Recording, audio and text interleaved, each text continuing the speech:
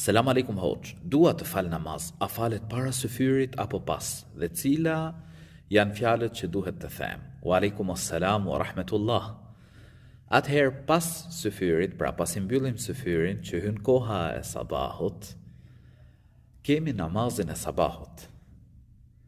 Dhe unë të këshilloj që të shkruash në Google falja e namazit për fillestar, të del kjo flet palosje. Shkarkoje në telefon. Dhe duke I lexuar aty, pra është shumë e thjeshtë. Ke kohët pra e faljes, ke po ashtu sa rekate falim, çfarë surësh lexojmë, si falemi, pra ta tregon edhe këtu, si falemi, shikoje.